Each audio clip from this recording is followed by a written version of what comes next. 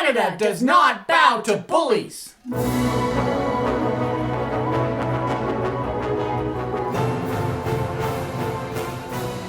Well, he finally did it. Trump just imposed 25% tariffs across the board and 10% on oil and gas. Congratulations, America. Your president just torched one of the greatest trade partnerships in history. Decades of friendship, cooperation, and having each other's backs gone. This week has been brutal. Tragedy in the skies, cruelty at the borders, and a reminder that some politicians will use any crisis, any heartbreak to push their own twisted agenda. Because when Trump's first reaction to tragedy is to start screaming about diversity, yeah, it's time to get serious. Instead of calming families in mourning, or showing even an ounce of empathy, Trump's frothing at the mouth about wokeness. Trump is out there blaming dwarfism, deaf people, or amputees for this tragedy. It's absurd. You'd think this tragedy would be enough to occupy his time and maybe focus on, I don't know, investigating what actually happened, offering condolences, and maybe showing some leadership. But nope. Amid all of this, Trump has still found time to yell at Canada. As Canadians, we are trying to figure out why Trump would do something like this to their greatest ally. We've always stood by the USA. We fought beside them in wars. We were there for the Iran hostage crisis. We sheltered stranded Americans during 9/11. And here we are today, repaid with economic betrayal.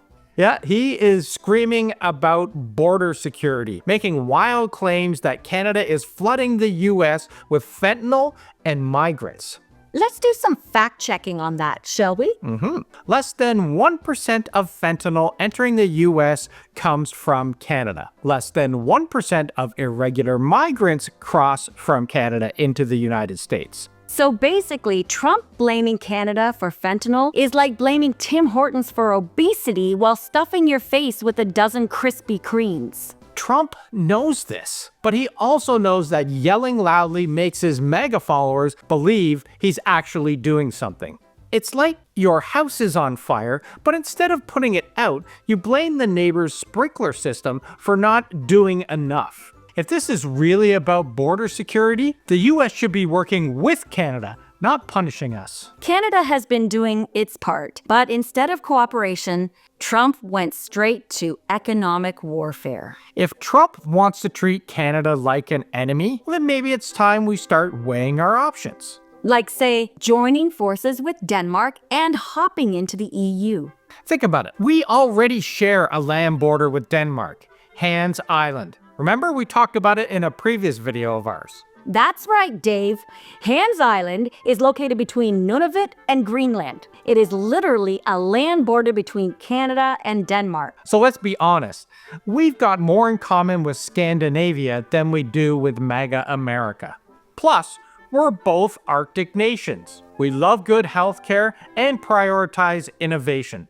Basically, we're already the polite, functional cousins at the global family dinner. So why not make it official? So if Trump wants to claim that borders define a country's fate, then by that logic, we're already halfway to being Danish. Hey, I have Danish ancestry. Well, you know what they say, there's a little Viking in everyone.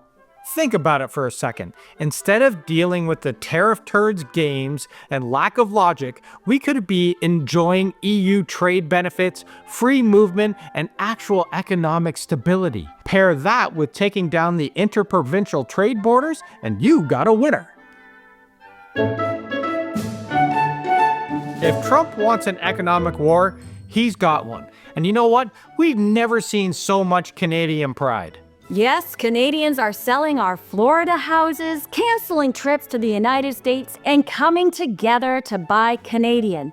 It's a national breakup. We're taking back our hoodies, blocking their number, and then letting them figure out healthcare on their own. And honestly, who can blame us? The dollar sucks. The politics down south are a nightmare, and Florida insurance premiums cost more than a VIP pass to Disney, except there's no magic and just a bill that makes you cry. Instead of fueling America's economic temper tantrums, Canadians are shopping local and vacationing in places that actually like us, like Mexico, Panama, Colombia, and Cuba. As well, Canadians are choosing to invest right here at home. We've got world-class ski resorts, beautiful beaches, and some of the best cities on the planet. Why are we handing our money over to a country that's treating us like the enemy? If Trump wants to turn his country into a far-right dystopia, then fine, let him. But Canada isn't going to fund it. And let's not forget that Trump violated a trade agreement that he himself negotiated. That's not exactly a genius move.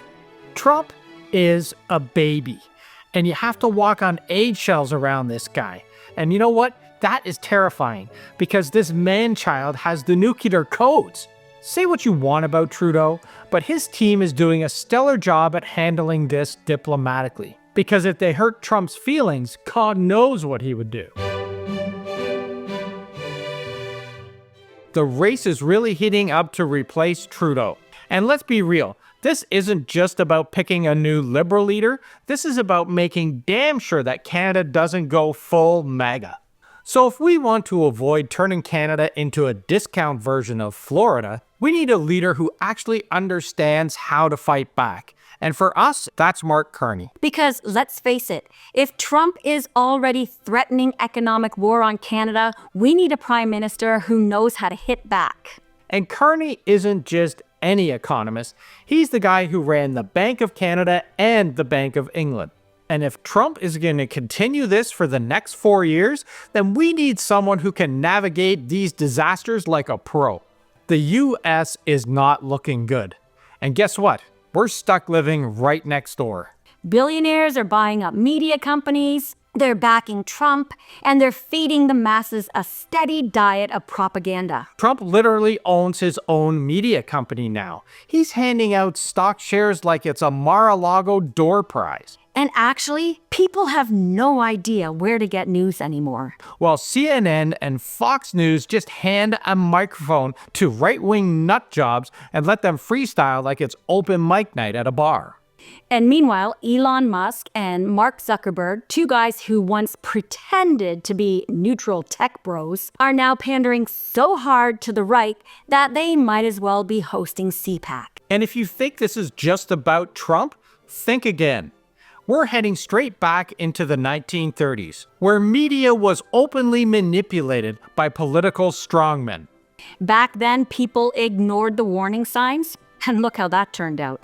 This isn't just about one guy. It's about an entire system being hijacked by billionaires who want to control what you see, what you think, and how you vote.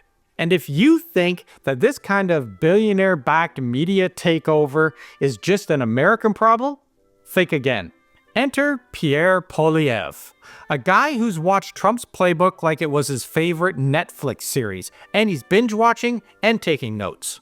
He's been calling to defund the CBC for years, saying it's government propaganda and a waste of taxpayers' dollars. But let's be honest, that's not about saving money, it's about controlling the narrative.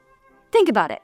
Who else attacks public broadcasters while cozying up to billionaire-owned media companies? And don't fool yourself, Polievre knows exactly what he's doing. If he guts the CBC, that leaves private media to dominate the news. And guess who owns the private media? Billionaires. And who do billionaires love? They love Polievre. Which means you can expect more news that tells you climate change isn't real, corporations need more tax breaks, and the billionaires are the real victims. These public news stations are where the real news is at. Think about it, the CBC keeps on running no matter which party is in power.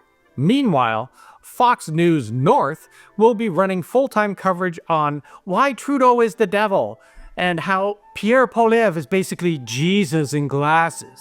You don't have to love the CBC. Criticism is fair.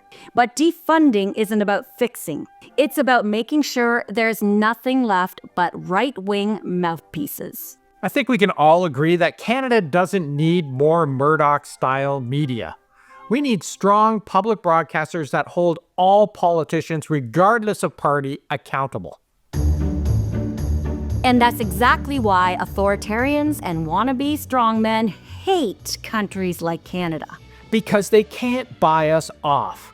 They can't install their puppets. And they hate that our elections aren't a joke. So Trump can yell, Fox News can lie, MAGA can rage tweet, but Canadians? We're good. We're going to continue to build a country based on facts, fairness, and actual democracy, not whatever dystopian circus is happening south of the border. And if you're American, I'm sorry you have to be going through this. So if Trump wants an economic war, he's got one. But this time, Canada's playing to win.